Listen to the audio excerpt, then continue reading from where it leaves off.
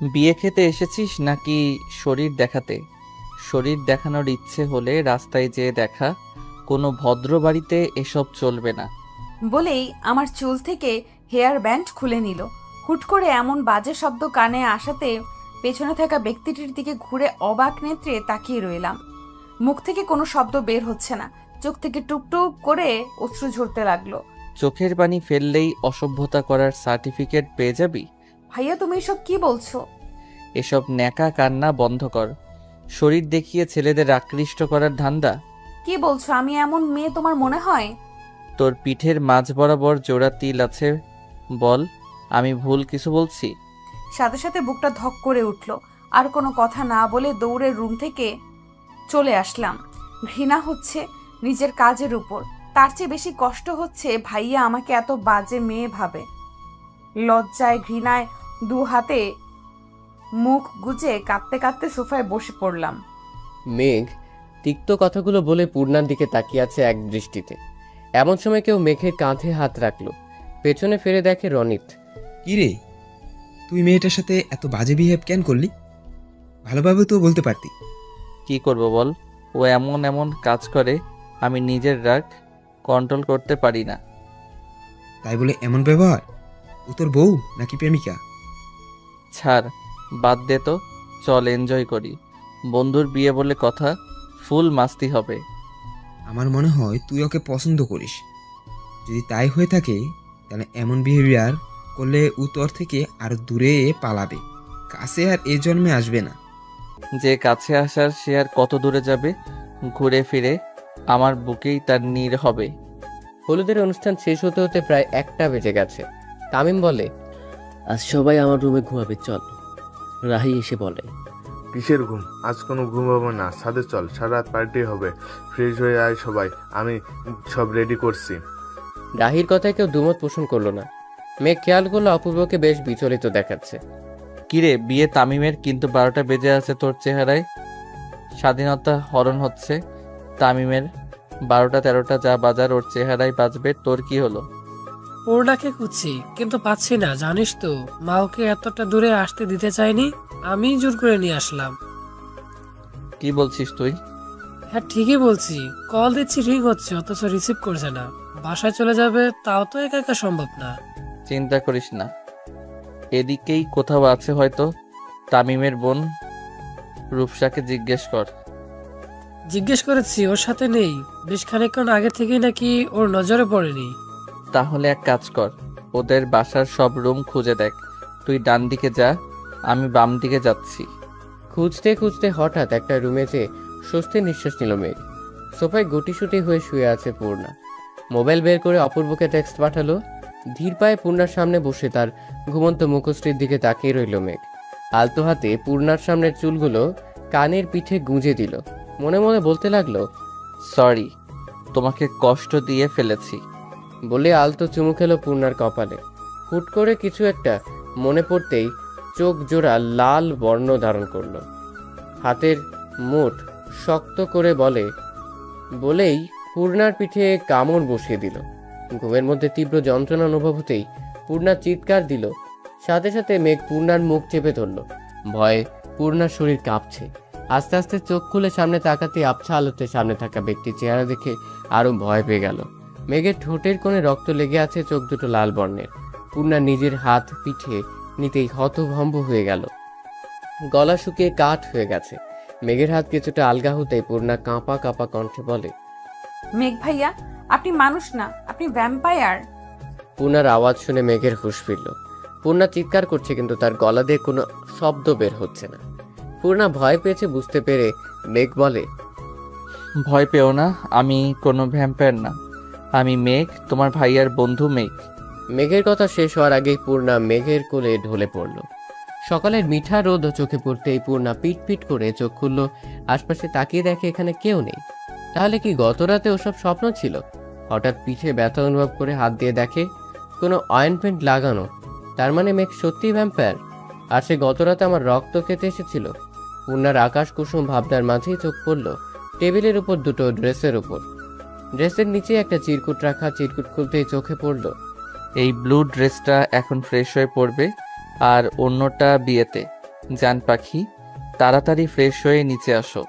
পূর্ণা বুঝতে পারছে না এখানে কিভাবে এই চিরকুট আসলো। মাঝে মাঝে এমন চিরকুট পূর্ণা পায়। সেদিন কলেজ থেকে ফেরার পথে হঠাৎ একজন বাচ্চা এসে দিল, সেখানে লেখা ছিল, লিটল কুইন, তুমি ছেলেদের থেকে দূরে থাকবে। আমি ছাড়া অন্য কোনো ছেলের সাথে তোমার হেসে হেসে কথা বলা বারণ।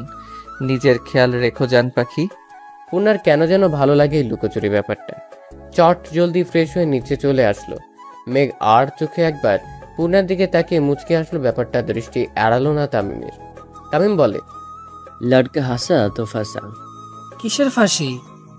অপূর্বর কথা শুনে তামিম বলে, আরে ওই দেখ, ওর প্লেটে রনিত নাগা মরিচ দিয়ে দিয়েছে, সেটা দেখেও হাসলাম, তাই বললাম আর কি।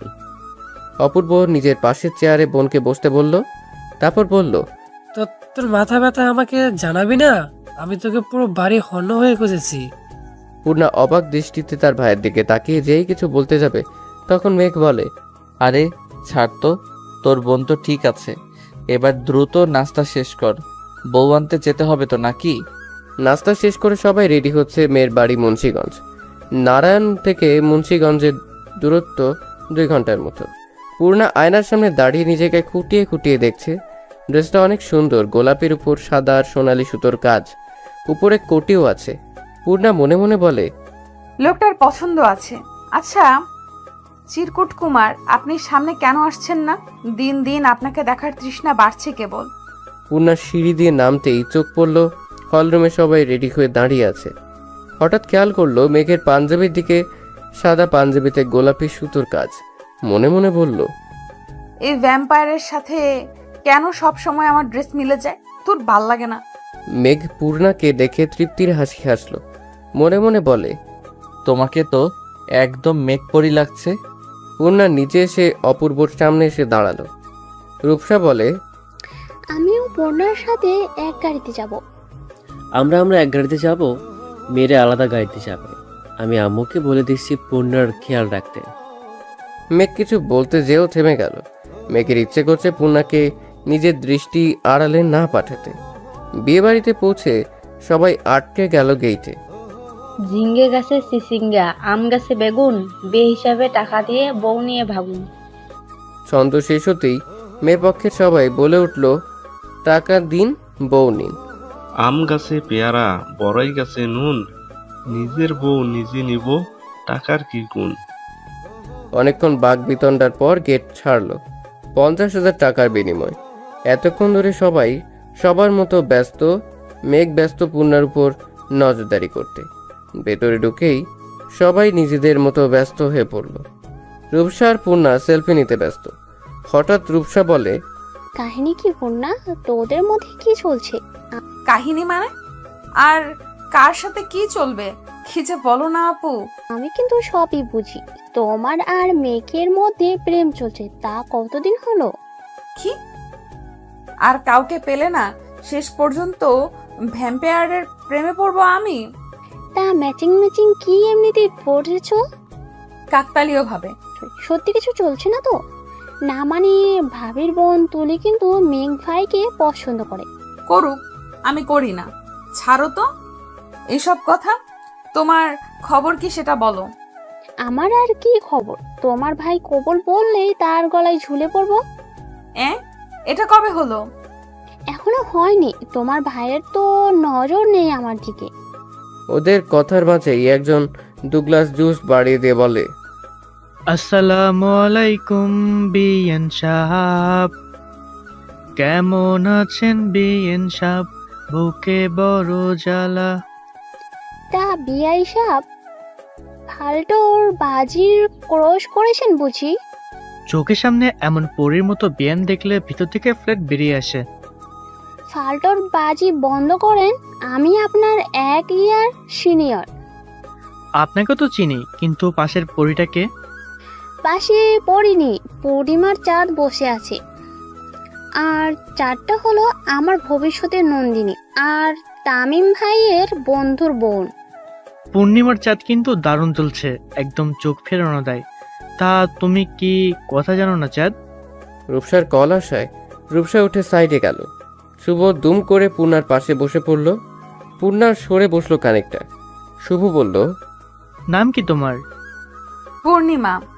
তুমি কি অপূর্ব ভাইয়ের বোন? জি ভাইয়া। ইস, দিলে তো দিলটা জ্বালিয়ে। কোনো হ্যান্ডসাম সুদর্শন ছেলেকে এভাবে ভাইয়া বলবে না। যদি তোমার ভাইয়া ডাক শুনে হার্ট অ্যাটাকে তার মৃত্যু হয়, দায়ভার কে নেবে? উঠে গেলে কেন? আমি কি বাঘ নাকি ভাল্লুক? খেয়ে ফেলবো না তো। জাস্ট নাম্বারটা দিয়ে যাও চাঁদ। রূপসা ততক্ষণে ফিরে এসেছে। পেছন থেকে বলে, শুভ, আপনি অন্য রাস্তায় ধরুন, এ রাস্তায় কাঁটা বেছানো। কাটা তো ভালোবাসা দিয়ে সরিয়ে নেব। এবার কিন্তু বেশি হয়ে যাচ্ছে। রাগ করবে না বিএন সাহেবা, জাস্ট কিডিং। খেতে আসুন, এতক্ষণে বিয়ে পড়ানো শেষ। দূর থেকে দাঁড়িয়ে এসব দেখছে একজন। শার্টের দুটো বাটন খুলে দিয়ে নিজের হাত মুষ্টিবদ্ধ করে রাগ নিয়ন্ত্রণ করার চেষ্টা করলো। পূর্ণা রূপসার সামনের দিকে হাঁটছে। হঠাৎ মেঘ এসে বলে, পূর্ণা, একটু এদিকে আসো তো, তোমাকে অপূর্ব ডাকছে। পূর্ণা মেঘের পিছু পিছু আস্তে আস্তে বেশ খানিকটা দূরে চলে আসলো।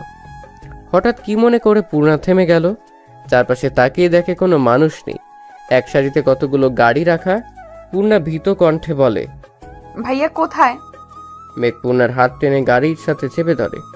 ভয়ে পূর্ণা চোখ বন্ধ করে নেয়। কাঁদো কাঁদো কণ্ঠে বলে, প্লিজ আমাকে মারবেন না। আমার গায়ে আর কতটুকুই রক্ত আছে বলুন? আমি আপনাকে মোটা তাজা মানুষের সন্ধান দেব ভ্যাম্পায়ার ভাইয়া। জাস্ট শ্যাট আপ, ননসেন্স, কথা বলা বন্ধ করো। আমি মেঘ, ইমতিয়াজ। তোর সাহস কি করে হলো ছেলেদের সাথে হেসে হেসে কথা বলার? আর বলবো না ভাইয়া, এখন এটা বললে তো হবে না, শাস্তি পেতে হবে এটার জন্য। প্লিজ ভাইয়া, আর কখনো এরকম করব না। মেঘ পূর্ণার একদম কাছে চলে আসলো। মেঘের নিঃশ্বাস পূর্ণার মুখে পড়ছে। মেঘকে যেন পূর্ণার কম্পিত ঠোঁট দ্রুত টানছে। পূর্ণা চিৎকার করার আগেই মেঘ পূর্ণাকে ছেড়ে দিয়ে বলে, এরপর থেকে এরকম হলে কিন্তু কোনো রেহাই নেই। পূর্ণা কিছু না বলে ছাড়া পেয়ে দ্রুত সরে আসলো। টিস্যু দিয়ে চোখ মুখ মুছে নিজেকে কিছুটা স্বাভাবিক করলো। এমন সময় মোবাইল মেসেজের নোটিফিকেশন আসলো। মোবাইল বের করে দেখে আননোন নাম্বার থেকে একটা টেক্সট। কিছু মানুষ দূরে থেকেও হৃদয়ের একদম কাছের, আর কিছু মানুষ কাছে থেকেও হৃদয় থেকে অনেক দূরে। আমার হৃদয়ের মানুষ তোমার মলিন মুখ দেখলে মনে হয় চাঁদে গ্রহণ লেগেছে। সবসময় হাসবে, তোমার হাসি পূর্ণিমার আলোর মতোই আলোকিত। মেসেজ পড়ে বেশ অবাক হলো। মোবাইল রেখে দিবে পার্সে, ঠিক তখন আর একটা টেক্সট আসলো। একটু হাসো, হাসলে তোমাকে দারুণ লাগে মায়াবতী। কোথায় চলে গিয়েছিলে নন্দিনী? তোমাকে খুঁজে খুঁজে পা ব্যথা হয়ে গেছে। চলো খেতে চলো। জামাইকে পড়াইতে হলে আগে নন্দিনীকে হাত করতে হবে। খাওয়া দাওয়া শেষ করে বিদায়ের পালা। বউ নিয়ে সবাই বাড়ি চলে আসলো। অপূর্ব বলল, আজ আমাদের বাসায় যেতে হবে, পরশু আবার দেখা হবে। তোরা এগো, আমি ড্রাইভারকে গাড়ি নিয়ে আসতে বলছি। মানা করে দে ড্রাইভারকে, তোরা আমার গাড়িতে ফিরবি, আমিও যাব বাসায়। তাহলে তো ভালোই হয়ে গেল, দেখা হচ্ছে পরশু। মেঘ ড্রাইভ করছে, তার পাশের সিটে অপূর্ব ঘুমোচ্ছে। পূর্ণার নিচের দিকে তাকিয়ে আছে। মেঘ লুকিং গ্লাসে বারবার পূর্ণার দিকে খেয়াল করছে। হঠাৎ গাড়ি থামিয়ে মৃদু কণ্ঠে বলে, এবার হিজাব খুলে নাও, গরম কম লাগবে। পূর্ণার সাথে সাথে খুলে নিল। আর মনে মনে ভাবছে এই লোক আবার ভালো কথাও বলতে পারে। পূর্ণা নিজের চুল নিয়ে ব্যস্ত। মেঘ ড্রাইভ করছে আর বারবার পূর্ণাকে লক্ষ্য করছে। মনে মনে বলে, ইস, আমার ভাগ্য কত ভালো, এমন একটা কিউট বউ পাবো। রূপসার ভীষণ মন খারাপ, তাই সে আনমনা হয়ে বাইরে তাকিয়ে আছে। রাহি বলে, শোন, মন খারাপ না করে কাজের কাজ কর, যাতে অপূর্ব নিজেই তোকে প্রপোজ করে। না, ও কখনো আমাকে প্রপোজ করবে না। জানিস, আমার মনে হয় ওর সাথে তোদের কিছু একটা আছে। ভালোবাসা তো জোর করে হয় না, বল? শুন, মাঝে মাঝে আমরা কাছের জিনিসের মূল্য বুঝি না, তার কারণ হলো সেটা আমাদের জন্য অ্যাভেলেবেল, কিন্তু হুট করে সেই জিনিসটা দূরে সরে গেলে আমরা শূন্যতাটা বুঝতে পারি সহজে। দাঁত থাকতে দাঁতের মর্ম কেই বা বোঝে বল? আমার এখন কি করা উচিত? তুই অপূর্বকে পাত্তা দিবি না, টোটালি ইগনোর করবি। এতে যদি বিপরীত হয় তো? ও যদি তোর হয়, এই ইগনোর ও নিতেই পারবে না। আর যদি তোর না হয়, তুই ওর হয়ে আসবি। একতরফা ভালোবাসা যায়, কিন্তু জোর করে হাসিল তো করা যায় না, বল? কি ঢুকাচ্ছিস তুই ওর মাথায়?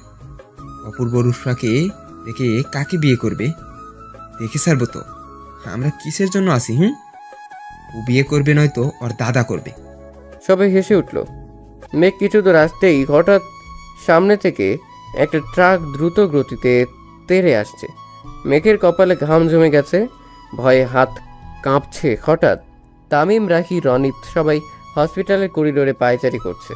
কুলসুম বেগম, নিয়াজ আহমেদ দুজনেই চুপচাপ বসে আছে হসপিটালের বেঞ্চে। পরিস্থিতি এখনো বোঝা যাচ্ছে না। এর মধ্যেই একজন ডক্টর বাইরে আসলেন। নিয়াজ আহমেদ উঠে দাঁড়িয়ে বলেন, স্যার, আমার ছেলে মেয়ের কি অবস্থা? একজন পেশেন্ট ক্রিটিক্যাল, বাকি দুজন সামান্য আঘাত পেয়েছে। আশা করা যায় প্রাথমিক চিকিৎসা নিলেই সুস্থ হয়ে যাবে। কোন পেশেন্ট ক্রিটিক্যাল? আপনারা রিসেপশনে যোগাযোগ করুন, আমি সঠিক বলতে পারবো না। নিয়াজ আহমেদ দ্রুত রিসেপশনের দিকে গেলেন। এর মধ্যে নাদিয়া বেগম এসে তামিমকে বলে, আমার ছেলের কি হয়েছে? ঠিক আছে তো আমার ছেলে? ওর কিছু হয়নি তো? আন্টি নিজেকে শান্ত করুন, আমাদের মেঘের কিচ্ছু হবে না, সব ঠিক হয়ে যাবে। তোমরা সবাই ঠিক আছো? তাহলে আমার ছেলেটার এই অবস্থা কি করে হলো? শুধু আপনার মেঘ না, অপূর্ব আর পূর্ণিমারও। আপনাদের মধ্যে কারো ব্লাড গ্রুপ এ নেগেটিভ? আমার আমার সাথে আসুন। রাহি নার্সের সাথে চলে যাওয়ার পর রনিত বলে, তামিম, তুই চলে আয় বাসায়, ভাবি তোর জন্য অপেক্ষায় আছে। আমার বন্ধুদেরই অবস্থায় রেখে আমি যাব ফুলসজ্জার ঘরে? আমিও এতটাও স্বার্থপর না, ওরা ঠিক হবে তারপর। কিন্তু ভাবি কি ভাববে? এটা লাভ ম্যারেজ না, অ্যারেঞ্জ ম্যারেজ। বিয়েটা তো সারা জীবনের সন্ধি, সে যদি পূর্ণরূপে আমার জীবনসঙ্গী হয়ে থাকে তাহলে আমার অবস্থা বুঝবে। রনিত আর কিছু বলল না, জানে এখন কোনো কথায় কাজ হবে না। তবে রনিত আর তামিমের কথা শুনে বেশ অবাক হলেন নাদিয়া বেগম। মনে মনে ভাবলেন, বন্ধু বুঝি পরিবারের অংশ, অথবা রক্তের সম্পর্ক না থাকার পরেও খুব কাছের কেউ? প্রায় 4 ঘন্টা পর জানা গেল অপূর্ব আর পূর্ণা তেমন কোনো বড় ধরনের আঘাত পায়নি। তবে মেঘের অবস্থা ক্রিটিক্যাল, মাথায় আঘাত লেগে রক্ত জমাট বেঁধে আছে মস্তিষ্কে। এই মুহূর্তে সেটার অপারেশন চলছে। একই বেঞ্চের দুই প্রান্তে বসে আছে কুলসুম বেগম আর নাদিয়া বেগম। কাছাকাছি, তবুও তাদের দূরত্ব 1000 কোটি মাইলে। নাদিয়া বেগমের চোখ থেকে অনবরত অশ্রু ঝরছে। কুলসুম বেগমের মন যদিও চাইছে তাকে সান্ত্বনা দিতে, কিন্তু তার স্বামীর রাগ সম্পর্কে সে অবগত। আপাতত চাইছে না কোনো রকম অশান্তি হোক। অপূর্ব আর পূর্ণা মোটামুটি সুস্থ। আমি গাড়ি বের করতে বলছি ড্রাইভারকে, আমরা এক্ষুনি বাসায় ফিরবো। তোমরা পূর্ণাকে নিয়ে যাও, আমি মেঘ সুস্থ না হওয়া পর্যন্ত নড়ছি না এখান থেকে। একদম এসব আমি সহ্য করবো না। এক্ষুনি এই মুহূর্তে আমার সাথে বাড়ি ফিরবে, এটাই ফাইনাল। আপনাদের পারিবারিক কি সমস্যা সেটা আমি জানি না, আর জানতেও চাই না। আপনাদের সেই সম্পর্কের কথা জানার আগেই মেঘ আমার বন্ধু, আর আমি ওকে এই অবস্থায় ফেলে রেখে আমার জীবন থাকতে যাব না। তাতে যদি কোনো দিন আপনার বাড়িতে জায়গা না হয় তাহলে রাস্তায় থাকবো, তবুও এই অবস্থায় মেঘকে রেখে যাব না। পূর্ণা গাড়িতে বসলেই তার কানে শুধু ভাসছে মেঘের বলা একটা কথাই, আমি তোকে ভালোবাসি পূর্ণা, আমি তোকে ভালোবাসি। যতক্ষণ মেঘের জ্ঞান ছিল ততক্ষণ মেঘ এই একটা কথাই আওড়াচ্ছিল। বাসায় এসে নিয়াজ আহমেদ একটা নাম্বার বের করে কল করলেন। রিং হতে হতে কেটে গেল, কেউ রিসিভ করছে না। পূর্ণা নিজের রুমে এসে শুয়ে রইল। চোখ বন্ধ করতেই চোখের সামনে ভেসে উঠল বিভৎস মুহূর্ত। হঠাৎ গাড়ির নিয়ন্ত্রণ হারিয়ে বৈদ্যুতিক খুঁটির সাথে ধাক্কা খায়। সাথে সাথে মেঘ ছিটকে বাহিরে পড়ে যায়। পূর্ণা এপাশ থেকে ওপাশে পড়ে মাথায় হাতে আঘাত পায়। অপূর্ব দরজা খুলে লাফ দিলে একটা দেয়ালের সাথে বাড়ি খেয়ে সেন্সলেস হয়ে যায়। শুধু পূর্ণার জ্ঞান ছিল, তবে এত রক্ত দেখে সহ্য করতে না পেরে সেও জ্ঞান হারায়। পূর্ণা চোখ বন্ধ করে বলে, আমি যে আপনাকে ভালোবাসি না মেঘ ভাইয়া, আমার ভালোবাসার অনুভূতি শুধুমাত্র চিরকুট কুমারের জন্য। আচ্ছা, আপনি কি জানেন না আমি অসুস্থ? আপনার এই চিরকুটের তৃষ্ণা হচ্ছে বেশ। নিয়াজ আহমেদ সোফায় বসে আছে, মাথায় হাত দিয়ে নিচের দিকে তাকিয়ে আছে। কুলসুম বেগম বলেন, অনেক তো হলো, এবার অন্তত পুরানো কথা ভুলে যাও। নিয়াজ আহমেদ উঠেই টেবিল থেকে ফুলদানি নিয়ে ছুঁড়ে ফেলে বলে, আমি নিজের সম্মানের কথা ভুলে যাব? আমি ভুলে যাব মাহমুদের জন্য আমার পরিবার কতটা অপমানিত হয়েছে? আমি কখনো ভুলবো না। কেউ না, না দিয়ে আমার কেউ না, ওর সাথে আমার কোনো সম্পর্ক নেই। প্রায় 8 ঘন্টা পর জ্ঞান ফিরল মেঘের। মেঘ দেখতে পেল নাদিয়া বেগম তার বেডের সামনে দাঁড়িয়ে আছে। মেঘ কিছু বলতে যাচ্ছিল, নার্স বলল, এখন কথা বলার চেষ্টা করবেন না, আর একটু সুস্থ হন তারপর কথা বলবেন। নাদিয়া বেগমের চোখ থেকে অনবরত অশ্রু ঝরছে। এর মধ্যেই বাহিরে চেঁচামেচির শব্দ শোনা গেল। নাদিয়া বেগম দ্রুত পায়ে বাহিরে আসলো। বাইরে এসে মাহমুদ সাহেবকে দেখে ভয় পেয়ে গেল। তুমি কি ভেবেছো তোমার ভাই আমার ছেলেকে হত্যা করার চেষ্টা করবে আর আমি বসে বসে আঙ্গুল চুষবো? শান্ত হও। আমার ভাই আর যাই হোক এমন জঘন্য কাজ কখনো করতে পারে না। এখনো ভাইয়ের গুণগান গাইছো? যদি প্রমাণ করে দিতে পারি তোমার ভাই এই কাজ করেছে, তাহলে কি তোমার ভাইয়ের বিপক্ষে সাক্ষী দিবে? ওই গাড়িতে তার নিজের 2 সন্তান ছিল, তাই আমার ছেলের জন্য না হোক নিজের ছেলে মেয়ের জন্য হলেও এমন কাজ কখনো করবে না। বোকা তুমি, এখনো বোকা। তবে মনে রেখো, এরপর আমিও কাউকে ছাড় দেব না। প্লিজ শান্ত হও, এটা হসপিটাল, এখানে আর কথা বাড়িও না। মাহমুদ সাহেব নাদিয়া বেগমের কাছে এসে কানের কাছে মুখ নিয়ে বলে, আমার ছেলের জীবনের সাথে যে খেলেছে তাকে তো এত সহজে ছাড়বো না, হোক সে তোমার বাপ কিংবা ভাই। আমার হাত একটুও কাঁপবে না। নাদিয়া বেগম নিশ্চুপ, তার কি বা বলার আছে সহ্য করা ছাড়া। এতক্ষণ অপূর্বকে খেয়াল না করলে হঠাৎ খেয়াল করে রাগে নিজের হাত মুষ্টিবদ্ধ করে নিল মাহমুদ সাহেব। নাদিয়া বেগম দ্রুত এসে মাহমুদ সাহেবের হাত আঁকড়ে ধরে বলে, দয়া করে এখন কোনো অশান্তি করো না। দেখতেই পাচ্ছ ছেলেটার হাতে আর মাথায় ব্যান্ডেজ করা।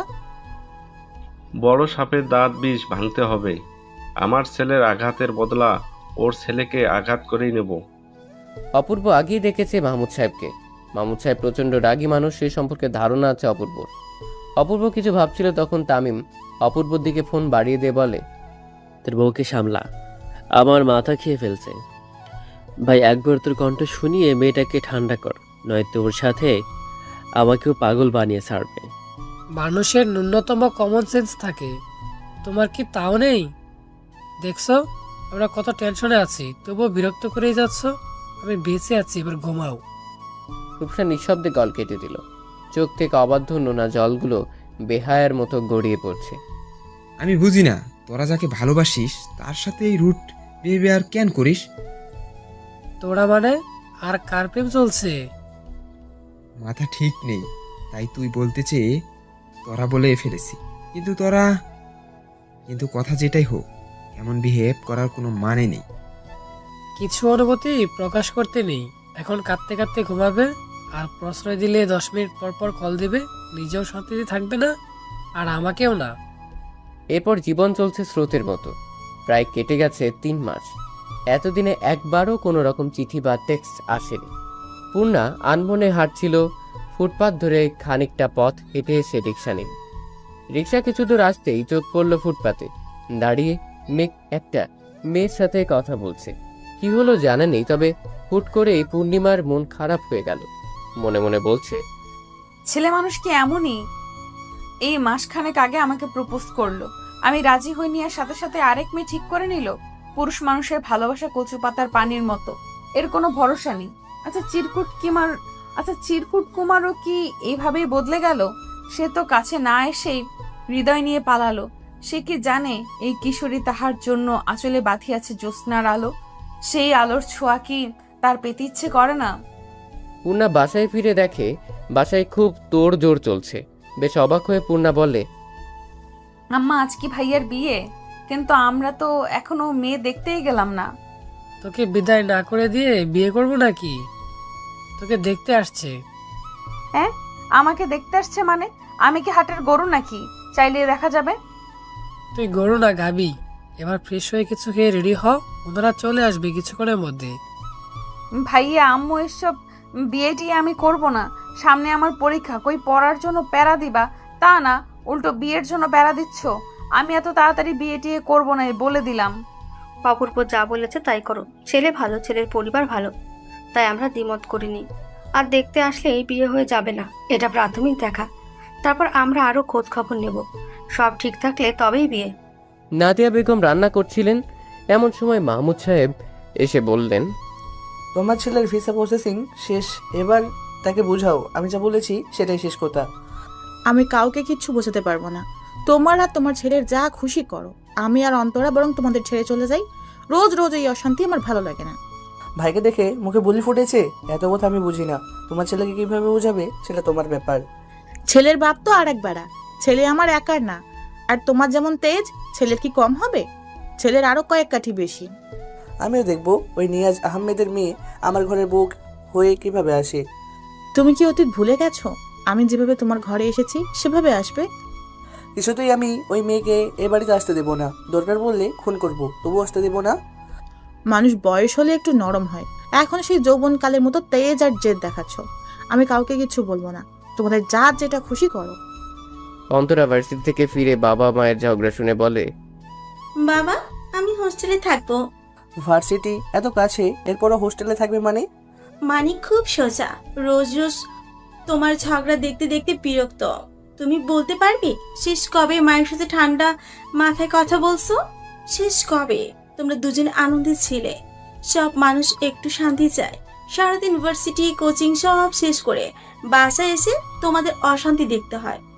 এইসব আর ভালো লাগছে না। এই যে হোস্টেলে থাকবো সেটাই ভালো।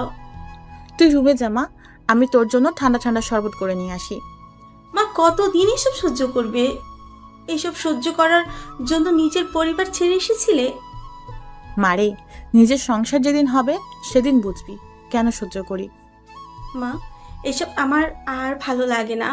সবার কি সুন্দর হ্যাপি ফ্যামিলি, আর আমার পরিবারে সবসময় অশান্তি। ওসবে নজর দিস না, তুই তোর মতো হ্যাপি থাক। আম্মু, আজ তোমাকে নিয়ে বিকেলে বের হব, রেডি থেকো। কই যাবি? ঘুরবো, খাবো, আনন্দ করব। আচ্ছা তাই হবে, এবার যা ফ্রেশ হ, আমি জুস নিয়ে আসছি। নাদিয়া বেগম অন্তরাকে জুস দিয়ে নিজে রুমে গেলেন। মাহমুদ সাহেব নাদিয়া বেগমকে দেখেই বলে, তুমি তো এটাই চেয়েছিলে। কিসের কথা বলছো? ছেলে মেয়েকে আমার থেকে দূরে সরিয়ে দিয়েছো, ওরা নিজের বাবাকে ঘৃণা করে, অপছন্দ করে। এসব তুমি কি বলছো? তোমার জন্য আমি নিজের সব ছাড়লাম, আর তোমাকে আমি তোমার সন্তানদের থেকে দূরে সরিয়ে দিব? ওরা তোমার নিজের সন্তান, কিন্তু তোমার কিছু ভুলে এই দূরত্ব তৈরি হয়েছে। কতবার বলেছি ছেলে মেয়ের সামনে কোনো রকম তর্ক করবে না।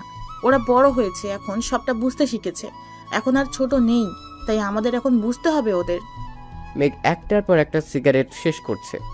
অর্পা এসে মেঘের হাত থেকে সিগারেট নিয়ে ফেলে দিয়ে বলে, তোর কি দেবদাস হওয়ার শখ জেগেছে? তাহলে এখানে বসে না থেকে কোনো বারে যা। অর্পা, তুই তোর কাজে যা, আমাকে ডিস্টার্ব করিস না। করব, 100 বার করব। তুই কি দেখতে খারাপ নাকি? তোর কোন দিক দিয়ে কমতি আছে? তাহলে কেন একটা মেয়ের জন্য নারায়ণগঞ্জের দেবদাস হচ্ছিস? মেঘের কমতি নেই, তবে যাকে ভালোবাসি তার কমতি আছে। আমি নিজের ভালোবাসার মানুষকে অন্যের হতে কিভাবে দেখব? ইয়ার বাদ দে না, একটা যাবে আরেকটা আসবে, আবার কারো প্রতি ভালোবাসা জন্মাবেই। ভালোবাসা এত সহজ না, প্রেমে পড়া সহজ। প্রেম বারবার আসে, কিন্তু ভালোবাসা একবার আসে আর নিঃস্ব করে দিয়ে যায়। তোর যা ইচ্ছে কর, কিন্তু কোনো রকম নেশা করা চলবে না। এক কাজ কর, তোদের সব ফ্রেন্ডদের নিয়ে ট্যুরে যা। তুই শ্বশুরবাড়ি কবে যাচ্ছিস? তোদের বাসায় যাইনি, খবর পেয়ে তোকে দেখতে আসলাম। আমি শ্বশুর বাড়িতেই ভালো আছি। দেখলি, তুইও ওই বাসায় যেতে চাইছিস না, অথচ মেয়েরা বিয়ের পর বাবার বাড়িতে যাওয়ার জন্য পাগল থাকে। ভাই, তুই ওঠ আর বাসায় যা, নয়তো তামিম, রাহি, রনিত কারো বাসায় যা। বাসায় যেতে পারি এক শর্তে। কিসের শর্ত? তুই আমার কলিজার টুকরো আয়রাকে নিয়ে বাসায় আসলে তবেই যাব। তাহলে আমার সাথেই চল, আয়রা গাড়িতেই আছে। চল তাহলে, আর দেরি কিসের? জানিস, আমার মন টানে না তা কিন্তু নয়, আমারও ইচ্ছে করে বাসায় আসতে, কিন্তু বাসায় এত ঝগড়া দেখতে ইচ্ছে করে না। এত সুন্দর সুখী ফ্যামিলি, তবুও রোজ রোজ অশান্তি। আর তুই ভালোবাসার আর মানুষ খুঁজে পেলি না। এই সম্পর্ক কখনো পূর্ণতা পাবে না। ওর বাবা আর আমার বাবা সাপ আর বেচি। আমার কি দোষ বল? আমি কি জানতাম নাকি বাবার জাতশত্রুর মেয়েকে মন দিয়েছি? একটা কথা বল, এখানে মামার রাগ দেখানো মানা চাই। তাদের এত অসম্মান হয়েছে, কিন্তু বাবার রাগটা বেমানান। নাকও কাটালো, আবার রাগও দেখায়। তার কি উচিত ছিল না মামা আর নানা ভাইয়ের কাছে ক্ষমা চাওয়া? অথচ এখনো কত ইগো ধরে বসে আছে, আর আম্মুর সাথে রোজ রোজ সেটা নিয়েই ঝগড়া। আর ছোটবেলায় কি বলেছে, আম্মু নাকি অনাথ। মাঝখান থেকে আমারও নানা বাড়ির আদর থেকে বঞ্চিত হলাম। জানি না কি হবে ভবিষ্যতে, তবে পূর্ণাকে না পেলে আমি দেবদাস হব। পূর্ণা মন খারাপ করে বসে আছে। কি হচ্ছে তার বোধগম্য হচ্ছে না। কথা নেই বার্তা নেই, হুট করে দেখতে চলে আসছে অপূর্ব পূর্ণার রুমের দরজায় নক করে বলে, কিরে আসবো? পূর্ণা কোনো উত্তর দিল না। আচ্ছা চলে যাচ্ছি। আসো। মন খারাপ কেন করেছিস? তোর কি কোনো পছন্দ আছে? থাকলে আমাকে বল, আমি খোঁজ নিয়ে দেখি ছেলে কেমন। পূর্ণা মনে মনে বলে, যাকে মন দিয়েছি তাকে তো নিজেই চিনি না। সে কেন আমার সাথে এমন ছল করলো? আমার শূন্য হৃদয়ে ভালোবাসার বীজ বপন করে কেন সে আড়ালে হারালো? কোন রকম সংকোচ ছাড়া বলে ফেল। আমাদের কাছে সবার আগে তোর খুশিটা ম্যাটার করে। নেই, আমার কোনো পছন্দ নেই। তবে আমি বিয়ে করতে চাইছি না এত তাড়াতাড়ি। এতটুকুই কারণ? সত্যি কোনো পছন্দের মানুষ নেই তো? হ্যাঁ আছে। কে সে? নাম কি? কিরে কোথায় থাকে? একসাথে এত প্রশ্ন জিজ্ঞেস করলে কিভাবে বলবো? আচ্ছা ধীরে ধীরে বল। আমার না রণবীর কাপুরকে পছন্দ। তুমি আলিয়ার থেকে কেড়ে আমাকে এনে দাও, নয়তো পাকিস্তানের বিলালকে এনে দাও। একটা হলেই চলবে। তবে রে বাদর কোথাকার। ভাইয়া আমি এত তাড়াতাড়ি বিয়ে করতে চাইছি না। যদি বিয়েই দিবে তাহলে সায়েন্স নিয়ে কেন পড়ছি? আমি কিছু করতে চাই, ওই সুযোগটুকু দাও আমাকে। আতিফ ভালো ছেলে, আর তাছাড়া আঙ্কেলের সাথে বাবার সম্পর্ক ভালো তো, তাই মানা করতে পারিনি। তবে তুই না চাইলে বিয়ে বাতিল। তারা আসছে আসুক, কিন্তু বিয়েটি হচ্ছে না। সত্যি সত্যি তুই আমাদের প্রিন্সেস, তাই তোর খুশি সবার আগে। অপূর্ব চলে যেতেই পূর্ণা বলে, আপনাকে খোঁজার জন্য চেষ্টা করব চিরকুট কুমার। খুঁজে না পেলে বাবা মায়ের পছন্দে যে কাউকে বিয়ে করে নেব। পূর্ণার ভাবনার মাঝেই পরপর মেসেজ নোটিফিকেশন বেজে উঠল। পূর্ণার হৃৎপিণ্ড যেন দ্রুত চলাচল করা শুরু করলো। কোনো মতে মোবাইলটা হাতে নিয়ে টেক্সট বক্স ওপেন করলো। তুমি খুব সহজে অন্যের জন্য নিজেকে গুছিয়ে নিলে। আচ্ছা, আমার জন্য কি তোমার বিন্দু পরিমাণ ভালোবাসা জন্মেনি? তবে তুমি সুখে থাকলে আমার কোনো আপত্তি নেই, কারণ আমি দূর থেকে তোমাকে ভালোবাসি। হয়তো কাছ থেকে তুমি অন্য কাউকে ভালোবাসো। ভালো থেকো আমার আধার রাতের পূর্ণিমা। পূর্ণিমা মোবাইল রেখে দিয়ে বলে, সাহস করে সামনে আসে না, আবার টেক্সট। আবার পূর্ণিমার ফোনটা সশব্দে বেজে উঠল। এবার কল এসেছে। পূর্ণা সাথে সাথে রিসিভ করলো। রিসিভ করে কানের সামনে তুলেই বলে, আড়ালে থাকলে তো হারাতেই হবেই, পেতে হলে কাছে আসতে হবে।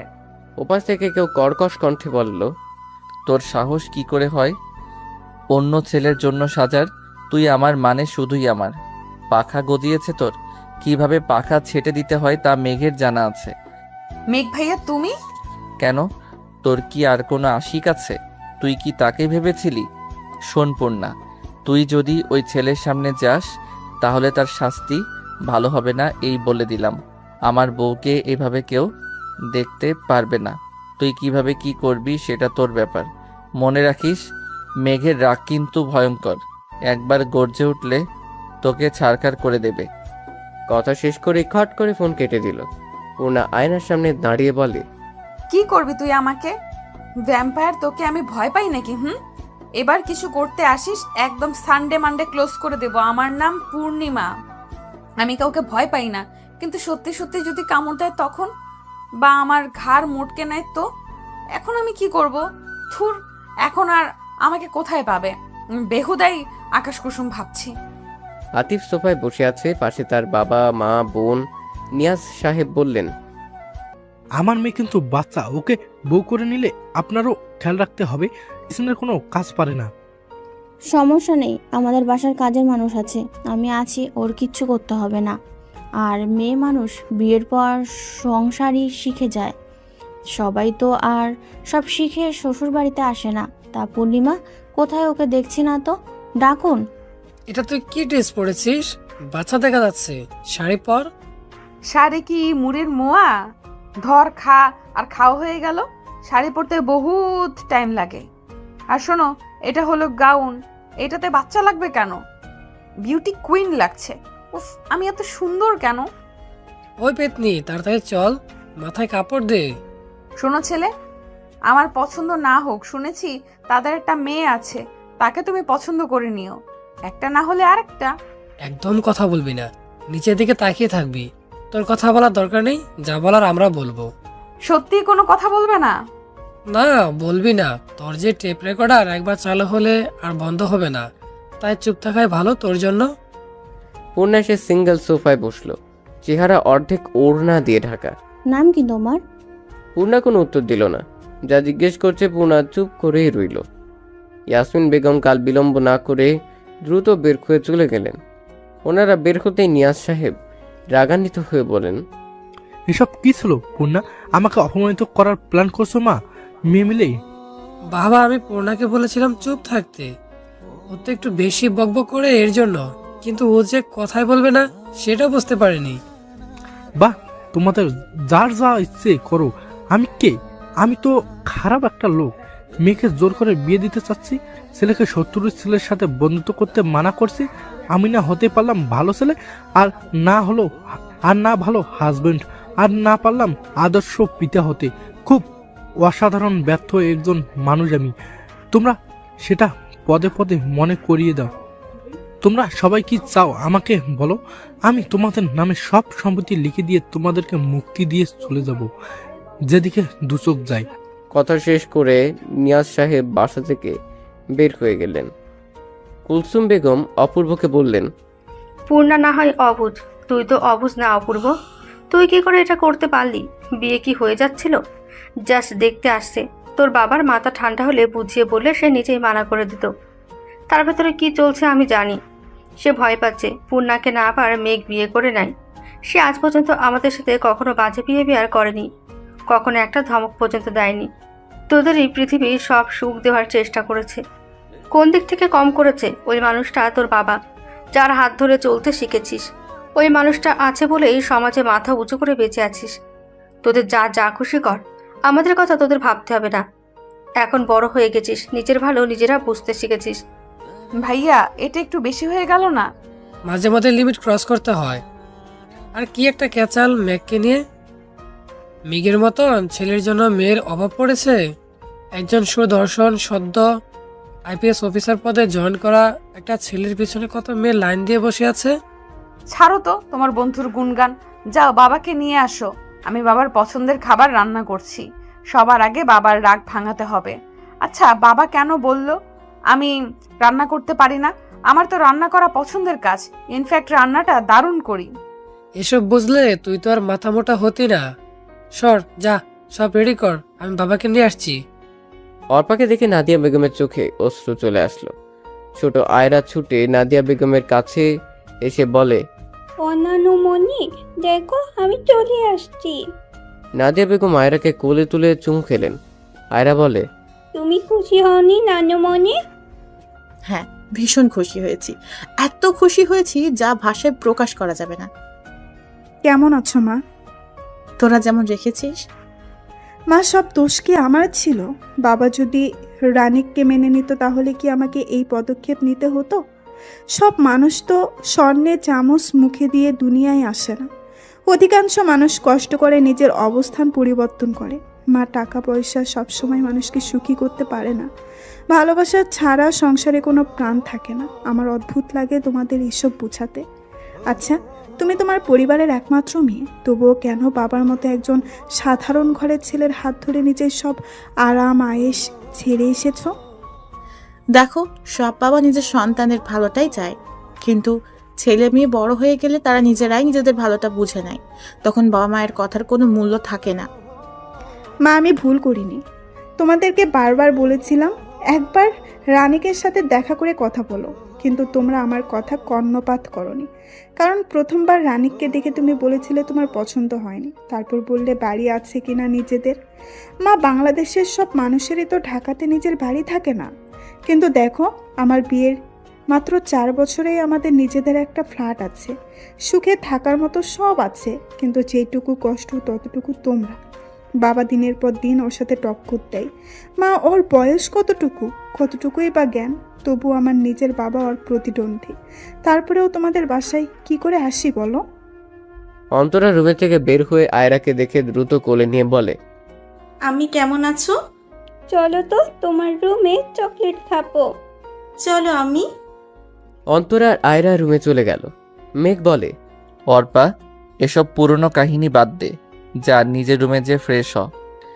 আর আম্মু, ওর জন্য আর আইরুর জন্য কিছু হালকা নাস্তা করে দাও। আমি ফ্রেশ হয়ে ঘুমাবো। এই যে অর্পা, রাতে কিন্তু তন্দুরি চিকেন পার্টি হবে। রাগফাগ করে আবার চলে যাস না। বাবা মায়ের সাথে রাগ করে কী লাভ? এর চেয়ে আয়রাকে যেমন ভুল করলে ক্ষমা করে দিস, তাদেরকেও ক্ষমা করে দে। অর্পা কথা না বাড়িয়ে নিজের রুমে গেল। মেঘ নিজের রুমে এসে শার্ট খুলে বিছানার উপর রাখলো। প্যাড খুলে 3/4 প্যাড পরলো। বেডে সোজা হয়ে শুয়ে পড়লো। হঠাৎ মনে পড়লো পূর্ণার কথা। চোখ খুলছে আর বন্ধ করছে। এমন করতে করতে কখন যেন ঘুমিয়ে পড়ল। পূর্ণার নিজের হাতে কাচ্চি বিরিয়ানি, জালি কাবাব, চিকেন ফ্রাই, ক্যাশনাট সালাদ রান্না করলো।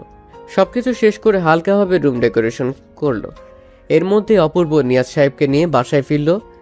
পূর্ণা যে নিয়াজ আহমেদের হাত ধরে বলে, বাবা মানে হাজার বিকেল আমার ছেলেবেলা, বাবা মানে রোজ সকালে পুতুল পুতুল খেলা। প্লিজ বাবা, রাগ করো না। রাগলে তোমায় একটুও মানায় না। এবারের মতো ক্ষমা করে দাও, ওরাই তো আমাদের সব। নিয়াজ সাহেব বেশিক্ষণ নিজের রাগ ধরে রাখতে পারলেন না। অপূর্বর কান টেনে বলে, সব দোষ তোর, আর হবে এমন কিছু? কখনোই হবে না। তবে হ্যাঁ, পূর্ণার বিয়ের কথা এসএসসির পর ভাববে। তাহলে এখন তোর বিয়ের কথা হবি? বাবা, ভাবতেও হবে না, কারণ আমার ভাবি আমি পছন্দ করে রেখেছি। শুধু তোমরা যাবে আর টুক করে নিয়ে চলে আসবে। তা কাকে পছন্দ হলো আম্মাজান? রূপসা আপুকে। ভাইয়ার ভার্সিটিতে পড়ে, এক ব্যাচ জুনিয়র। যেমন মিষ্টি তেমন ভালো, মানে এক কথায় ডায়াবেটিক্স মুক্ত মিষ্টি, যাতে ক্ষতিকর কোনো কিছুই নেই। তা তোরা দুজন মিলে ঠিক করলে হবে? আমাদেরকেও বলতে হবে তো নাকি? এই যে বলে দিলাম, এবার তাড়াতাড়ি ভাবিকে নিয়ে আসো। কালকেই তোর মা আর আমি যে বিয়ের পাকা কথা বলে আসবো। মেয়ের জামাই না আসুক, অন্তত ছেলের বউ তো আসুক। আচ্ছা, তোমরা কি এখন কথাই বলবে নাকি গরম গরম কাচ্চিও খাবে? কুলসুম বেগমের কথা শুনে নিহাজ সাহেব বললেন, নিশ্চয়ই এটা আমার ছোট মেয়ের কাজ। হ্যাঁ, এটা আমার কাজ। এবার তাড়াতাড়ি টেস্ট করে বলো কেমন হলো। এই সাথে তুলনা হবে না। মায়ের হাতের রান্না পৃথিবীর সেরা রান্না। সবাই আনন্দ করে খাচ্ছিল। তখন কলিং বেল বেজে উঠল। অপূর্ব বলে, রনিতার মাহি এসেছে। ওরা যে শুনেছে কাচ্চির কথা, দেখো হাজির। তোমরাও খাও, আমি দরজা খুলে দিচ্ছি। অপূর্ব দরজা খুলে মেঘকে দেখে হতভম্ব। কিরে তুই? বাবা তো বাসা, এখন কি করব? তো আমাকে রেখে আনন্দ করবি তোরা, আর আমি বাসায় বসে কাচ্চির প্রশংসা শুনবো, তাই চলে আসলাম। এবার বল, হিটলার আঙ্কেল কোথায়? তার চোখ ফাঁকি দিয়ে তোর রুমে ঢুকতে পড়তে পারলেই হলো। সাবধান, ঢুকে পড়, আমি ম্যানেজ করে দিচ্ছি। কি রে, তুই ওদের দরজার সামনে দাঁড় করিয়ে রেখেছিস কেন? ভেতরে নিয়ে আয়, একসাথে খাই সবাই মিলে। না মা, তার দরকার নেই, তোমরা খাও। আমরা রুমে বসে একসাথে খাবো। আমি ওদের রুমে নিয়ে যাচ্ছি। বড্ড বেঁচে গেলাম। এমনিতেই পাপা আজ রেগেছিল। কেন? সবাই বলল অপূর্ব। অপূর্ব কথা শুনে সবাই হেসে বলে, যাক, রাস্তা ক্লিয়ার হলো। তবে কিসের রাস্তা? তোর বিয়ের রাস্তা। শালা তলে তলে বেবি ট্যাক্সি চালাও, আর আমরা কইলেই হরতাল। কতবার জিজ্ঞেস করেছি, কিরে তোর সাথে কি রূপসার কিছু চলছে? কি সুন্দর করে বলে, আরে এসব প্রেমের ড্রাইভারি করার সময় নেই। আর এখন দেখি সে মাস্টার। চুপ করতো তোরা। মেঘের কথা শুনে সবাই চুপ হয়ে গেল। মেঘ বলল, আমরা এসেছি খেতে, আগে কাচ্চি খাই, তারপর ওর ক্লাস নিচ্ছি। অপূর্ব, যা খাবার নিয়ে আয়। আমি পূর্ণাকে বলে রেখেছি, ওর খাওয়া শেষ হলেই নিয়ে আসবে। চল কাচ্চি, আস্তে আস্তে এক রান লুডো খেলা হয়ে যাক। তামিমকে মিস করছি, বেচারা বইয়ের জালে আটকা পড়ে গেছে। তোরা খেল, আমি একটু রেস্ট করি। বলে বেডের পাশে সিঙ্গেল সোফায় শার্টের সব কটা বাটন খুলে শুয়ে পড়ল। ওরা তিনজন লুডো খেলায় মগ্ন। একটু কারো চোখ এদিক সেদিক হলেই রাখির চোরামি করবে। বাকির অভ্যাস এটা। তাই অপূর্ব তার রনির পুরো মনোযোগ দিয়ে খেলছে। হঠাৎ করে খাবারের ট্রে নিয়ে পূর্ণার রুমে ঢুকে। পূর্ণার আওয়াজ পেয়ে অপূর্ব বলে, খাবার টেবিলে রেখে যা। ঘাড় ঘুরিয়ে তাকালো না, শুধু কোনো মতে মুখ দিয়ে বলল, পূর্ণা খাবার রাখে সামনে তাকিয়ে দেখে মেঘের উন্মুক্ত বক্ষ। একবার তাকিয়ে দেখে সরিয়ে নিয়ে সামনে তাকিয়ে বলে, ওরা তিনজন তো খেলছে, তাহলে এটা কে? পূর্ণার সামনে তাকিয়ে দেখে মেঘ এক দৃষ্টিতে পূর্ণার দিকে তাকিয়ে আছে। পূর্ণার বুক ধুপ করে উঠল। মনে পড়ে গেল মোবাইলে দেওয়া থ্রেডস। পূর্ণা অপূর্বকে ডাকবে তার আগেই মেঘ পূর্ণাকে টান দিয়ে নিজের কোলে বসালো। মেঘ পূর্ণাকে নিজের সাথে মিশিয়ে নিল। পূর্ণার পিঠ মেঘের বুকের সাথে লেপ্টে আছে। পূর্ণা কেঁপে উঠল। কোনো মতে মৃদু কণ্ঠে বলল, কি করছেন? ছাড়ুন। নিজের বউকে কেউ ছাড়ে? কে বউ? কিসের বউ? আমি কিন্তু চিৎকার করব। একটু জোরে চিৎকার করবা, যাতে তোমার আম্মুর কান পর্যন্ত আওয়াজ যায়। প্লিজ ছাড়ুন। নিজের তো লজ্জা নেই, তাই বলে আমার লজ্জা খাবেন? লজ্জা খেতে সেই টেস্ট, তবে তার সাথে নুন মরিচ হলে আরো ভালো হতো। ছাড়ুন, কেউ দেখে ফেলবে তো। কেউ আমার বউকে যখন দেখে গেল, তখন আমি চাই সবাই এভাবে আমাদের দেখুক আর ধরে বিয়ে দিয়ে দিক। কিরে পূর্ণা, তুই কি করছিস? পূর্ণা মেঘের পাশে বসে বুক ধুকপুক করছে। কি বলবে অপূর্বকে? ও আইডার পিক দেখছিল আমার ফোন থেকে। সর, যা নিজের রুমে। এত দেখার শখ হলে আমি তোকে অপরপর বাসায় নিয়ে যাব, সরাসরি দেখিস। এখন নিজের রুমে যেয়ে পড়তে বস। পূর্ণা যেন এই কথার অপেক্ষাই ছিল। দ্রুত বের হয়ে নিজের রুমে চলে আসলো। নিজের রুমে দরজা বন্ধ করে দরজায় হেলান দিয়ে জোরে জোরে নিঃশ্বাস নিচ্ছে। আচ্ছা, এই লোকটা এমন কেন? সে কি বোঝে না তার স্পর্শ আমাকে কেমন এলোমেলো করে দেয়? পূর্ণা, তুই কি দুই নৌকার মাঝি? তোর চিরকুট কুমারকেও চাই, আবার মেঘকেও ভালো লাগে। পূর্ণার মনের কথা শুনে বলে, ছি, না না, পূর্ণার মনে শুধু একজন আছে। আচ্ছা, সেই একজনটা কে? এবার তাকে খুঁজে বের করতেই হবে। আপনি আড়ালে বসে আমাকে দ্বিধায় কেন ফেলছেন চিরকুট কুমার? আমার এই হৃদয় যে বারবার অগোছালো হচ্ছে, আমি স্থির করতে পারছি না তাকে। মেঘ সোফায় হেলান দিয়ে বসে মিটমিট করে হাসছে। আচ্ছা, পূর্ণা কি কখনো বুঝবে দুটো মানুষ একই সত্তা? বুঝলে কি ও নিজে থেকে আমাকে ভালোবাসবে, নাকি ভুল বুঝে সরে যাবে? সরে আর কই যাবে? ভালো যখন বেসেছি, তুলে নিয়ে বিয়ে করব। পূর্ণা শুয়ে আছে, মনের মধ্যে কেমন একটা অস্থিরতা। হঠাৎ মেসেজ টোন বেজে উঠল। মোবাইল হাতে নিয়ে মেসেজ ওপেন করে দেখে, তুমি আমার সদ্য ফোটা বেলি, যার শুভ্রতা আর মাতাল করা ঘ্রাণে রোজ মরি আমি। পরপর আরো 3টে টেক্সট আসলো। পূর্ণা রিপ্লাই করলো, আড়ালে স্বপ্নের জাল বুনলে সে স্বপ্নও পূর্ণতা পায় না। ভালোবাসলে দূর থেকে নয়, কাছে এসে বলতে হয় ভালোবাসি প্রিয়। আপনার প্রতি অনুভূতিকে আমি ভালোবাসা বলবো নাকি ভালো লাগা জানা নেই, তবে কালের বিবর্তনে আপনিও হবেন কোনো অতীত। এই প্রথমবার পূর্ণার রিপ্লাই। মেঘ বেশ খানিকটা সময় মেসেজের দিকে তাকিয়ে থেকে বলে, তুমি তো সদ্য ফোটা বেলি নও, তুমি হলে পূর্ণাঙ্গ পূর্ণিমা। তা ভাই, তুই কবে থেকে একা একা কথা বলতে শিখেছিস? আরে ও মামা, বুঝিস না, প্রেমে পড়লে মানুষ কত কি করে। থাম তোরা, দেখ তো ওর মাথায় কোনো গন্ডগোল আছে নাকি? পাবনায় সিট বুকিং দিতে হবে নাকি? এসব কিছুই করতে হবে না, বিয়ে করতে হবে, বুঝলি?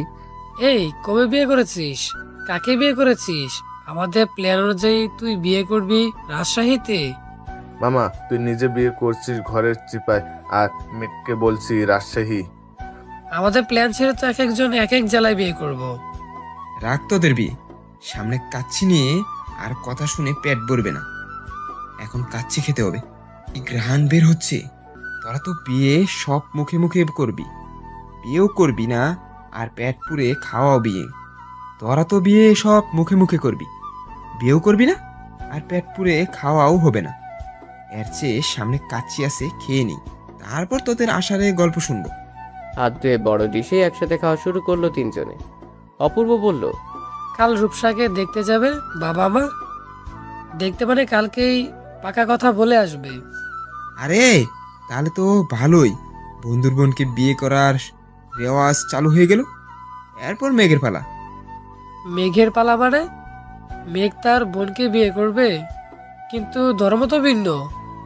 রনিতের করা ঝাড় ও কি বলতে কি বলে ফেলে। ফাইনালি তোর আর রূপসার বিয়েটা হচ্ছে। এরপর রূপসা আর তোর কি ক্লাসটা নেবে সেটা ভাবছি। এতদিন তুই ওকে ঘুরিয়েছিস, এবার ও তোকে উঠতে না বসতে নাকে দড়ি দিয়ে ঘুরাবে। আরে ব্রো, ভালোবাসা থাকলে নাকে দড়ি কেন, কানে দড়ি দিয়ে ঘোরালেও ঘুরতে রাজি। এই মেঘ, তোর কেসটা কি বলতো? কারোর সাথে প্রেম টেম চলছে নাকি? আর প্রেম এখন যেভাবে বয়স বাড়ছে তাতে বউ পাই নাকি সেটাই সন্দেহ। মামা, এটা না বলে বল তোর বোনকে পাবো নাকি, সেটা বাবার বিষয়। শালা সেই কখন থেকে বন বন করছিস? আরে তোরা কি শুরু করলি? বাদ দে, সামনে বিয়েতে কি করবি সেই প্ল্যান কর। মা, বাবা এখনো ফিরছে না কেন? অর্পার কথা শুনে মলিন কণ্ঠে নাদিয়া বেগম বললেন, রাগ করে সে সকালে বেরিয়েছে, এখনো ফেরার নাম নেই। রাগ করে কেন? আর কি নিয়ে রাগ? নাদিয়া বেগম সবটা বলার পর অর্পা বলে, বাবার উচিত এবার অন্তত মামার কাছে ক্ষমা চাওয়া। ভুলটা তো তোমরাই করেছো, তাহলে নিশ্চয় তো তোমাদেরই হওয়া উচিত। তোমাদের ইগোর জন্য কেন মেঘের খুশি কুরবান করবে? মা, সময় বদলায়, মানুষ বদলায়, পরিস্থিতি বদলায়। সে সময় তোমরা যেটা করেছো সেটা কি অন্যায় না? আমি কি বলবো বল? আমার কথা তো শুনে না। কতবার বলেছি ভাইয়ের কাছে চলো। আমি তো সবচেয়ে বড় হতভাগা, নিজের বাবার লাশটাও চোখের দেখা দেখতে পারিনি। জীবনে এই কষ্টের কাছে সব কষ্ট ফিকে মনে হয়। তোর বাবার পায়ে ধরেছিলাম সেদিন, কিন্তু মানুষ তার মন কলেনি। এরপর আমি বুঝেছি আমি ভুল সিদ্ধান্ত নিয়েছি, সব ছেড়ে তাকে বেছে নিয়ে। এরপর থেকে আমার নিজের সব চাওয়া বিসর্জন দিয়েছি। মুখ ফুটে কখনো মানুষটার কাছে নিজের দুঃখের কথা বলিনি। যার সাথে এক বিছানায় 30 বছর কাটালাম, সে আমার পাশে থেকেও সেই হৃদয় ভাঙা আর্তনাদ শুনতে পায়নি। এখন আমার একটাই চাওয়া, তোদের সুখ দেখা, তোদের সুখ দেখে মরেও শান্তি। কিন্তু মা, তুমি একটা ভুল করেছো, কখনো বাবার অন্যায়ের প্রতিবাদ না করে। সে যখন যা ইচ্ছে বলেছে, তুমি রিমোট কন্ট্রোল পুতুলের মতো তাই করেছো।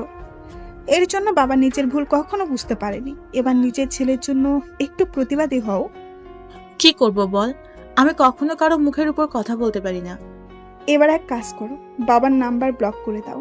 এরপর যখন বাসায় আসবে, রিনাকে দিয়ে বাবার খাবার দিবে। তুমি বাবার সাথে কথা বলবে না। তারপর বাবা যখন তোমাকে কিছু জিজ্ঞেস করবে, তখন তুমি মেঘকে ডেকে আনবে।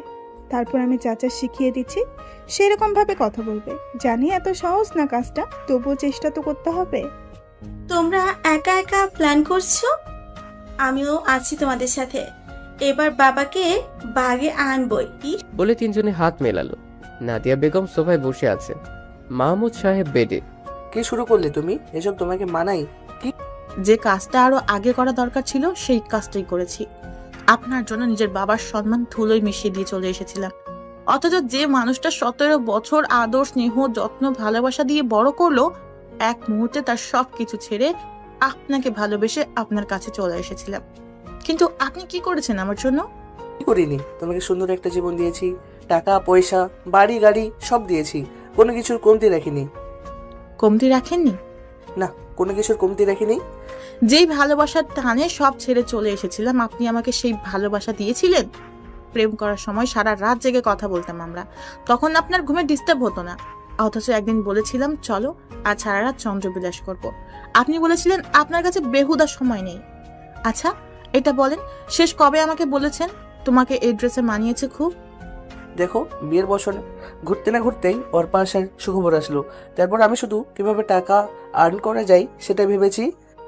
টাকা টাকা, এই টাকার নেশা আপনাকে নিজের পরিবার থেকে দূর করে দিয়েছে।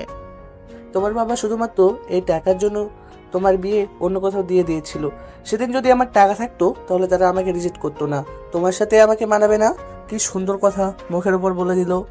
তোমার ভাই বলেছিল আমার বোন মাসে যত টাকা কসমেটিক্স ব্যবহার করে আমাদের পুরো পরিবারের তা দিয়ে মাস তুলে যায়। সেদিন আমি ঠিক করেছিলাম জীবনে এত টাকা ইনকাম করব, দেখে দেবো তোমার পরিবারকে। আপনি আমাকে ভালোবেসেছেন নাকি আমার পরিবারকে? আমি কি কখনো আপনার টাকা দেখেছি? দেখেছিলাম আমার প্রতি আপনার ভালোবাসা, অথচ বিয়ের পর সেটাই হারিয়ে ফেলেছি। দেখো, এত ঝামেলা আমার ভালো লাগে না। থাকতে হলে থাকো, না হলে তোমার যেটা ইচ্ছা করো। আমি গেস্ট রুমে যাচ্ছি, সারাদিন কাজ করেছি, আমি টায়ার্ড। মাহমুদ সাহেব চলে যেতেই অর্পা রুমে প্রবেশ করলো, নিজের মায়ের পাশে বসে বলে, কি বলবো, তোমাকে জানা নেই। যতটুকু বুঝলাম, বাবা নিজের ভুলটা কখনোই বুঝবে না। তার দাম্ভিকতা তাকে সেটা বুঝতে দেবে না। আমি কাল ভাইয়ের কাছে চলে যাব। এই মানুষটা আমার মানুষ না। যে মানুষটার উপর ভরসা করে এসেছিলাম, এই মানুষটা কিছুতেই সেই মানুষটা না। আজ তোদের নানুর কথাটা খুব ভাবাচ্ছে।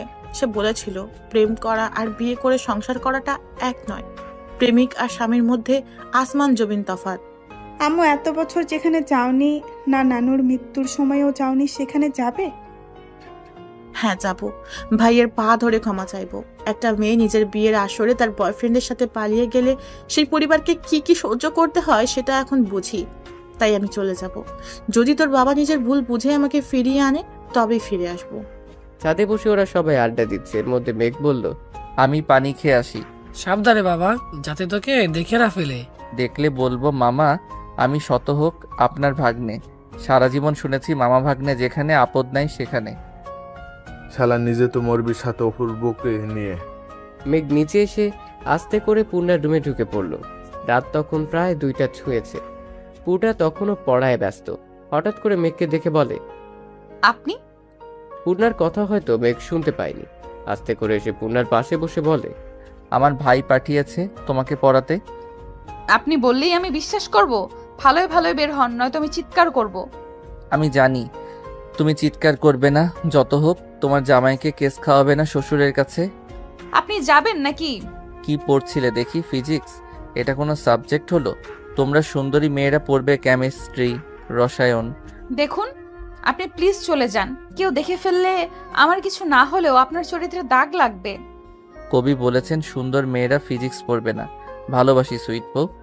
উঠে দাঁড়িয়ে হুট করে পূর্ণাকে জড়িয়ে ধরে বলে, যেদিন তুমি বুঝবে সেদিন শুধু আমাকেই খুঁজবে। তারপর কানের কাছে মুখ এনে বলে, বুঝবে যেদিন, খুঁজবে সেদিন, জানি খুঁজবে সেদিন, পাবে না খুঁজে আমাকে। বলেই চলে গেল। পূর্ণার সাথে সাথে দরজা লক করে দিল। পূর্ণা নিজের বুকের ধুকপুক শব্দ শুনতে পাচ্ছে। আচ্ছা এই মানুষটার স্পর্শ আমাকে এইভাবে এলোমেলো কেন করে দেয়? জগ থেকে এক গ্লাস পানি খেলো, জোরে জোরে শ্বাস নিয়ে নিজেকে শান্ত করার চেষ্টা করছে। কিছুক্ষণ পর আবার টেবিলে বসলো। মেঘ সিঁড়িতে আসতেই হুট করে তার কিছু একটা মনে পড়লো। তারপর মনে মনে বলে, মেঘ এত বড় ভুল কিভাবে করলি? পূর্ণা এক দৃষ্টিতে তাকিয়ে আছে খাতার দিকে। এই হ্যান্ডরাইটিং পূর্ণার খুব পরিচিত। পূর্ণা দ্রুত উঠে তার চিরকুটগুলো বের করলো। Same to same. পূর্ণার চোখ অশ্রু ঝরছে। সুখের অশ্রু নাকি কষ্টে সেটা বোঝা যায়। দ্রুত উঠে নিজের রুমের দরজা খুললো, আশপাশে তাকালো। না, মানুষটা আশপাশে নেই। দরজার পাশে দেয়ালে হেলান দিয়ে দাঁড়িয়ে চোখ বন্ধ করে আছে। ইচ্ছে করছে এখনই ছুটে যেয়ে মানুষটাকে জড়িয়ে ধরতে, একদম লুকিয়ে ফেলতে বুকের বাঁ পাশে। উফ, কি সুখ সুখ একটা অনুভূতি। পূর্ণার চোখে সবকিছু কেমন ভেসে উঠছে। মেঘের সব অসহ্য কাজগুলো ভেবেও কেমন চোখ মুখ লাল হয়ে উঠছে। কবি হয়তো ঠিক বলেছেন, প্রেমে পড়ার মতো সুন্দর আর স্নিগ্ধ অনুভূতি দ্বিতীয়টি নেই। কি অদ্ভুত সুখকর অনুভূতি। হঠাৎ কারো কণ্ঠে চোখ মেলে তাকালো পূর্ণা। কিরে তুই এখানে কি করছিস? অপূর্বর কথা শুনে খানিকটা ঘাবড়ে গেল, তবুও নিজেকে সামলে বলে, ভাইয়া পানি আনবো টেবিল থেকে, কিন্তু একটু আগে ডাইনিং রুমে যেন কার ছায়া দেখতে পেলাম, তাই ভয় করছে। আরে বোকা, ওটা তো মেঘ ছিল। আর তুই আমার সাথে আয়, এত ভীতু হলে চলে? মেঘ ভাইয়া এখন কোথায়? কোথায় আবার ছাদে? তুই কেন জিজ্ঞেস করছিস? মনে হলো তুমি আমাকে মিথ্যে সান্ত্বনা দিচ্ছ, তাই কনফার্ম হলাম সত্যি আমাদের বাসায় এখনো আছে নাকি। আজ আমাদের বাসায় থাকবে ওরা? কিন্তু বাবা দেখে ফেললে? দেখবে কি করে? একটু পর রুমে এসে ঘুম দিব, উঠে দেখবো বাবা অফিসে। পূর্ণা এক গ্লাস পানি নিয়ে বলে, আমি রুমে যেয়ে খাবো। রুমে এসে দরজা বন্ধ করে বলে, ভালোবাসি আপনাকে, শুনছেন? ভালোবাসি আপনাকে। ইস, মনের কথা যদি মনের মানুষের কাছে পৌঁছে যেত কতই না ভালো হতো। উফ, এখন টুক করে তার মনের নোটিফিকেশন চলে যেত, তার পূর্ণা তাকে ভালোবাসি বলছে। আপনার নাম মনে আসতেই লজ্জা ঘিরে ধরছে কেন আমাকে? আমি কেন আগে বুঝলাম না আমার চিরকুট কুমার আপনি? আচ্ছা ভালোবাসেন যখন, তখন মুখ ফুটে বলছেন না কেন? একবার তো অন্তত চোখে চোখ রেখে বলুন ভালোবাসি। আমার এত সুখ আমি কই লুকাবো প্রাণ? নিয়াজ আহমেদের সামনে মাথা নিচু করে বসে আছে নাদিয়া বেগম। কুলসুম, আমার চোখের সামনে থেকে সরে যেতে বলো। এত বছর পর কেন সব নাটক করছে তা বুঝতে পারছো তো? ভাইয়া আমি ভুল করেছি, মানছি তো, প্লিজ ক্ষমা করে দাও।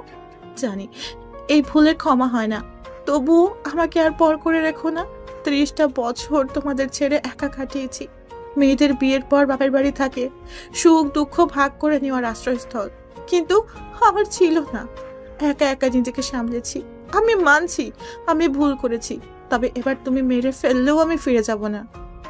দেখুন, আপনার সাথে আমাদের কোনো সম্পর্ক আগেও ছিল না, এখনো নেই। দয়া করে আমাদের সুখের সংসারে নজর দিবেন না? ভাইয়া এভাবে পর করে দিও না, আমি মাহমুদকে ছেড়ে চলে এসেছি। বাহ, খুব ভালো কাজ করেছেন। তা যখন আপনার বাবা মা মারা গেল তখন কেন আসলেন না? তখন তো কি নিজের বাবা মাকে শেষ দেখার ইচ্ছে হয়নি? এসব নাটক বন্ধ করুন আর বের হন আমার বাসা থেকেই। আমি সেদিন আসতাম, কেউ আমাকে আটকাতে পারতো না। 9 মাসের একজন গর্ভবতী মহিলা একা একা ঢাকা থেকে চট্টগ্রাম কিভাবে যেতে পারে? তোমাকে কতবার কল করেছি, তুমি কি করেছিলে ভুলে গেছো? আমার নাম্বার ব্লক করে দিয়েছো। মাহমুদকে বারবার বলছিলাম, পায়ে ধরছিলাম, কিন্তু সেও তো কম জেদি নয়। তোমাদের জেদের জন্য আমি নিজের বাবা মাকে শেষবারের মতো